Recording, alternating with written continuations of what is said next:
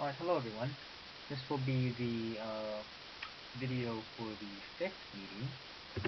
And last week, or really today, we did, because I'm doing this on Tuesday, we talked about your statements, and so we'll definitely talk about that. But before I did that, I wanted to talk about these first two items, because I know when I was walking around helping you guys, some of you were still confused about where do I program it. Like you import a scanner in a different place than where you do the rest of the program, and then some of your brackets were off, so I wanted to clear that up in review of the program structure, because I understand it can be confusing, you don't really know what these things are for, and so perfectly understandable.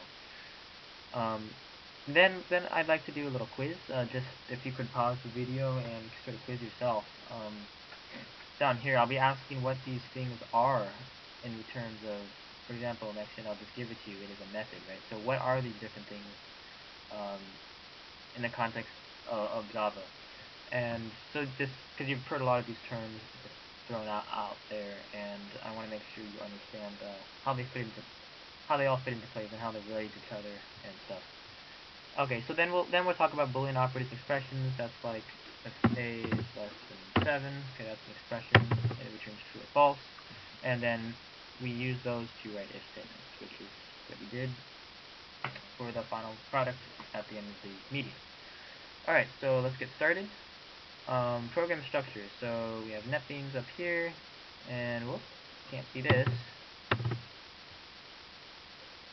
And pretend this isn't here, so you don't start with that. Alright, so we have a package. Package is just something that needs to be there, just accept it for now. Not all IDEs have it, but NetBeans does.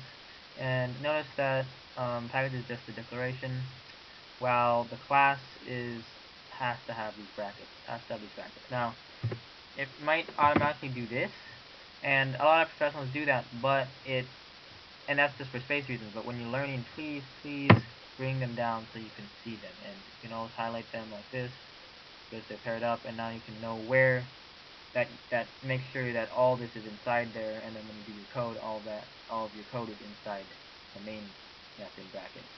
So anyway, the class, notice that, don't touch it, but notice that it's the same name but just capital. That's just how it is, that's the syntax. And then you get down even farther. If you really want to, you can just delete that. That's nothing, that is commented stuff.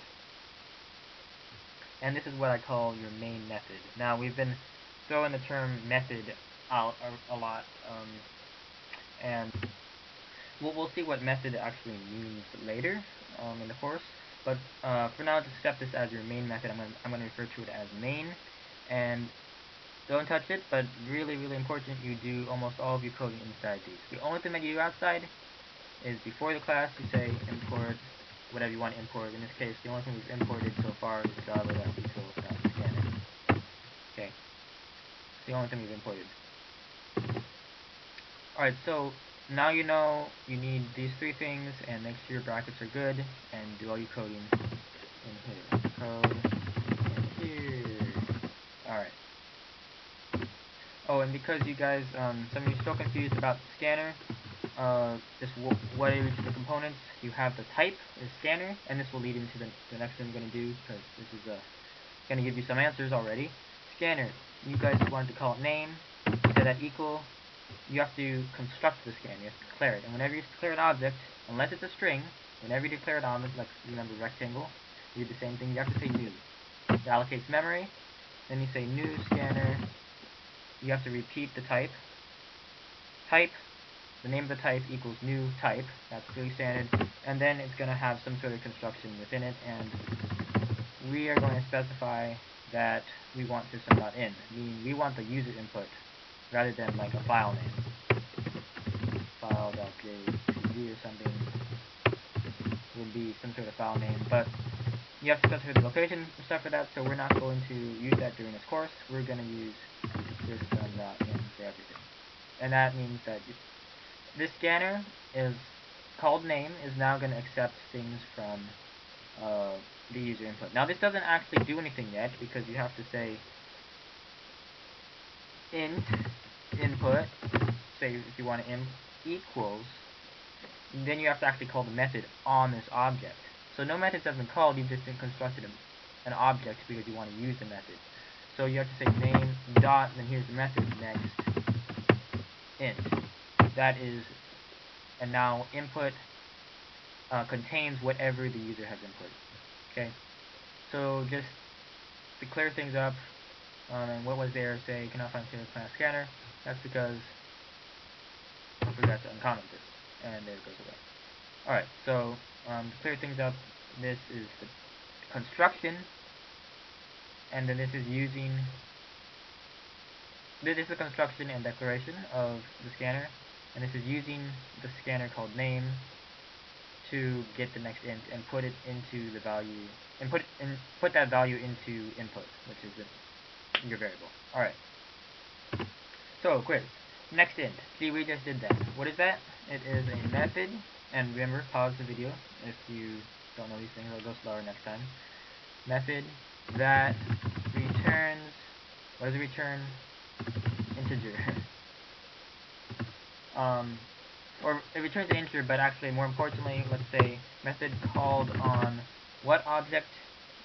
Test yourself. It is called on a scanner object. Okay. Substring. C. What is that? We've heard that before. That is a method. Okay, called on what? Substring. What do you say? What does substring do? Well, it takes part of a string. Hey, well, it's called on a string then. Okay. Notice both of these you can tell they're methods because they have a dot for one, and for two they have parentheses, and that's basically the defining mark. Now you can see, hey, look, this looks like a method down here. Now you might be wondering why int is capitalized here, while the S in substring is not, and the N is not, because things are default lowercase until you have multiple really words or in your method, and because in Java you don't use whitespace, you use what's called camel case, which means that the first letter is lowercase and the second one of the new word essentially is uppercase. So this, it'd be hard to tell what that says. That looks like next int or something. Next int. You want to be very clear that it's next int, and so you say that. Substring doesn't have another word in there, so it's just all lowercase. Alright, so int, what is that? It is primitive type. Okay, not an object, it's a primitive type. You can tell because it is lowercase. Okay, that's convention. Rectangle. This is uppercase, so it's going to be an object. Okay. Now, obviously, it has associated methods with it, right? We went over that in a long time ago. Like, it was get width, I believe, is a method. Okay, or get height, right? So any of those return the value of the width or height. Char, what is this? This is primitive type. Okay, just like int, right? It's a lowercase. Boolean, also primitive type. Sure I got that. Remember, booleans return true or false. Dot length. Hey, this looks like a method. And what is it called on? What type is it called on? Can you say int a equals 3 and then a dot length? No, you cannot, because it can only be called on string. Okay. String. Okay, well, what is a string? String is not a primitive type because it's capital. It is an object. And to initialize it is very special. You don't say string equals new string. You don't do that. Say string equals that. It's very special. And I'm glad because you use strings so often. And that's probably why they did it, because it's just so common. But just know every other thing, like rectangle, you have to say rectangle, rect equals new rectangle, and then whatever you use to construct it. You have to look at the syntax on, just Google the syntax, right? Or look at the Java API. Again, the type, the name, so this can be anything, rectangle name. Okay, rect, if you want, I don't know. Go to caps lock. And you gotta have the new to allocate memory for it. That's just what you need. And then new rectangle, repeated type name, repeated type, and whatever goes in the construction. Alright, scanner. Okay, well, we know what that is. I already said that was an object. And again, the scanner in equals scanner system dot in, right? That's the declaration. Okay. Peter. Well, we haven't actually learned anything, Peter, so we'll give you an error. Well, it depends whether it's declared or not. So if you go to NetBeans, and let's just say we try to print out Peter.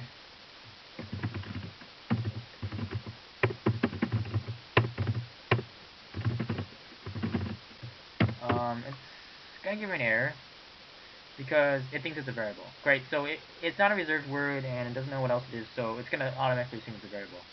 So in the quiz, we're gonna assume that we had said something like string Peter equals Peter or something. And we don't know, but we're just gonna assume that's a variable because that's what the compiler assumes because it's a variable name, right? Variable name. All right. Lastly, integer.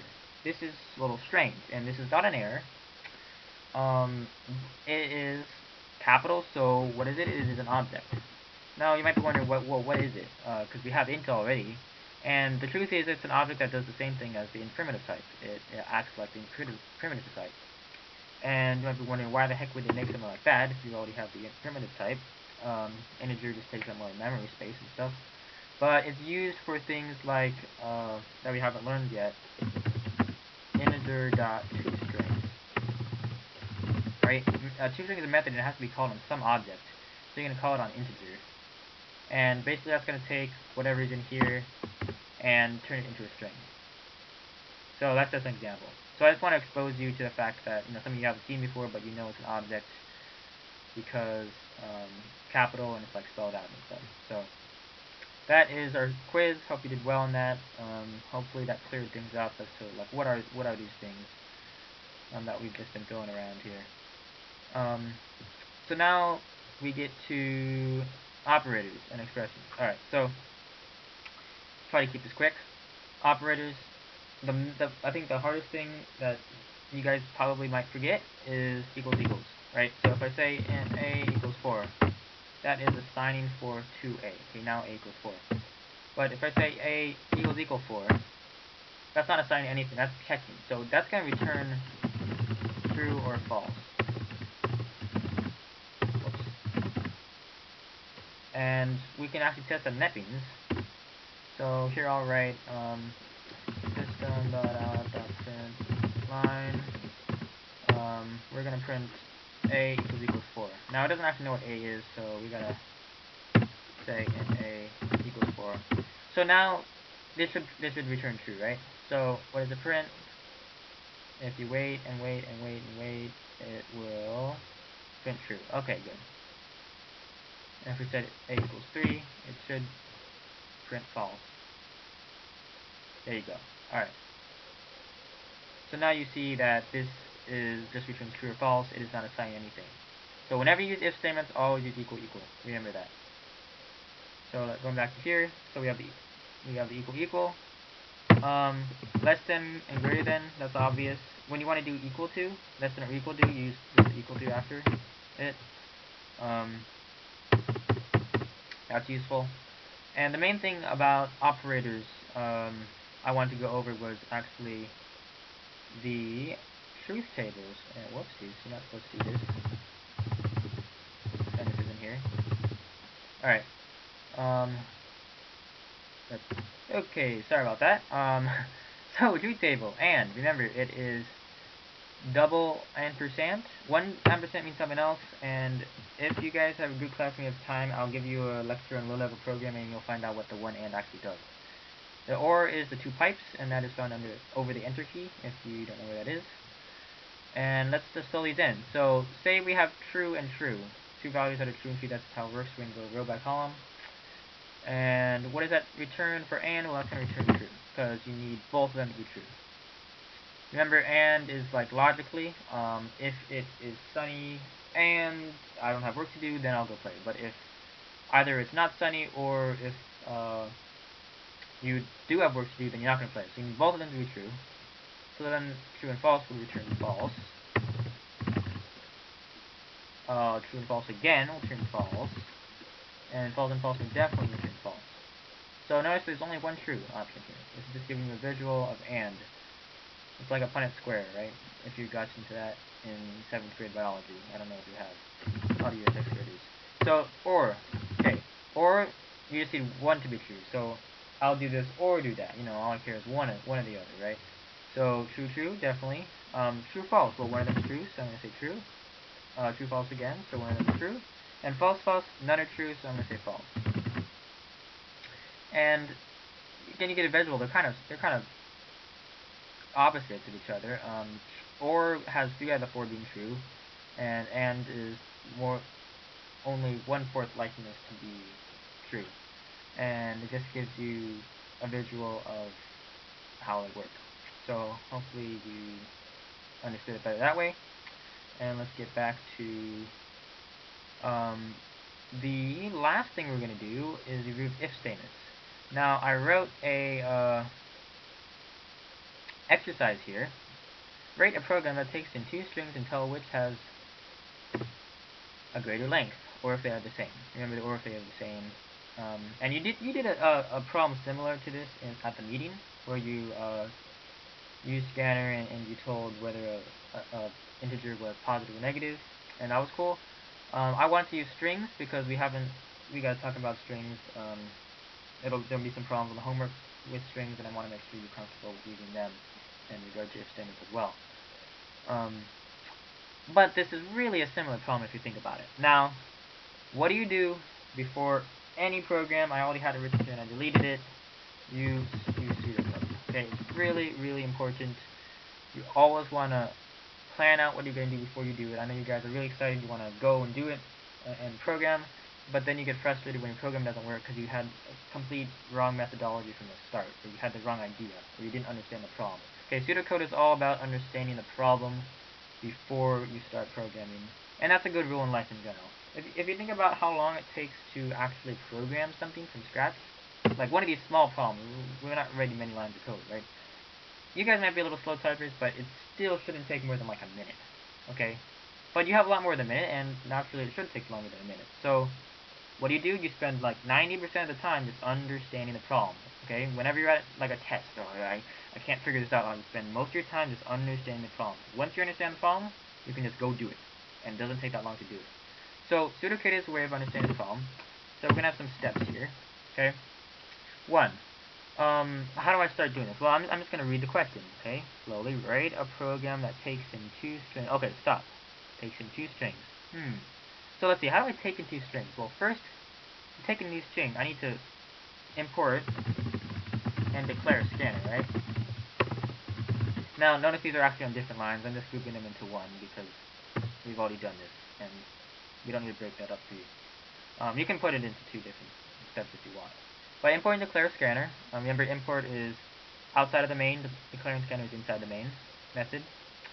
So let's see, okay, did that. And then, let's see, takes in 2 strings. Okay, so in order to take 2 strings, I need to take in 1 string. So let's see, take in 1 string. Let's see, take in second string. And I'm actually gonna call this first and second. Okay, cool. So got that. Let's continue reading. And tells which has greater length or if they're the same. Okay, so that looks like an if statement, right? So first part of the if statement, if first, now notice we just said take in first string, but in your real code you're going to be like, wait a minute, I'm going to use the, what method? You're going to use the next line method.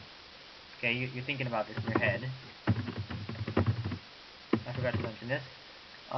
And you can use the next method, which is just separated by space, but next line is good for clarity purposes. So you can use the next line, and you're going to have to save this into a variable. Let's just say the variables are called first and second. So if first, pretend that's the variable that is the first string. If first, now, which has greater the length? Well, that means you have to compare the lengths. And how do we get the length of a string? It's dot length. Use that method. First dot length. Okay. Is greater than second dot length. Okay, first and second arm length. Okay. Print first is greater. Okay. Number 5. We're still in the if statement, but we're outside of the first bracket, so now we're going to go to the else if part. Okay. Else if first length is less than, I'll just use that symbol, second length. And we're going to print second is greater. Alright. Cool. And then is that one last statement, or if they are the same. Alright, so we're just going to call else. This is, don't do anything else. This, whatever else happens, we're going to do this. Else, print, they are the same, literally with the word. Alright, so that looks good. We have a nice pseudocode here, nice logical steps, and notice we just spent a ton of time understanding the problem. Now, it might be a good idea to actually look back at this video and see how long we spend doing this problem, and then how long we will spend right now actually coding it. Because they won't be, the portion will not be heavily leaning to the coding. It will be either equal or greater on the pseudocode part. So once we do the pseudocode, now we know what to do, right? Okay, import declare scanner. Okay, let's go. We did it already. You might have to refer to your notes, that might slow you down a little. But let's import java.util.scanner, and we haven't used it yet, so it tells us, but there's no error, so that's good. And get rid of this. Alright, declare. Remember the declaration. You always have declaration of any object except string. You always have the type, then the name equals new, and we're gonna use system.in. Okay, remember system.in is the user input. Alright, now let's see. We wanted to use the, what did I say? We wanted to use the next line to take in the first string. Alright, so let's see. Next line, and oh wait, no, next line is a method, it needs to be called on the scanner, so we need to say name dot, and oh, what am I missing? Oh, okay, we semicolon, and oh no, it still gives us a warning. Oh, okay, so return value to, oh yeah, we need to declare a variable. And remember, it's next line, so we're calling a string, and we're going to call string first equals that, because we need to store that value into a variable. Okay, and notice the warning is gone. So now we just do the same thing, and remember, we want to do this as fast as possible. We're just going to copy it and call the second instead. Now we don't need to change the right hand, because this method is constant, and it'll just keep getting the next one meaning the one that hasn't gotten already. So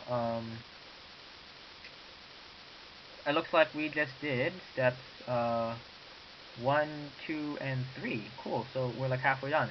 Alright, if first dot length is greater than second dot. Okay, so we need an if statement. First part of the if statement. Notice we're all in main. This is all in main. Let's just push this back a little. So if. Alright. So if, let's see. If the length of the first one. So how do you get that? You say first dot length. And then we want to say that if it's less than, or let's say if it's greater than second, the length of the second dot length. Okay. Then remember, gotta have brackets, and please don't put your brackets up here and do some weird stuff, and it gets really confusing.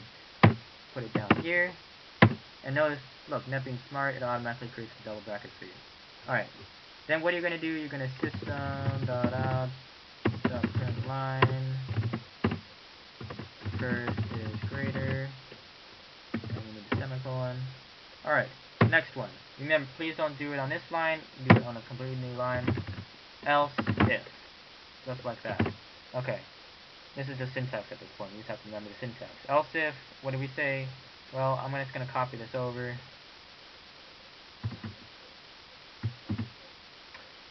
Else if first dot length, instead of greater than, it's going to be less than second dot length.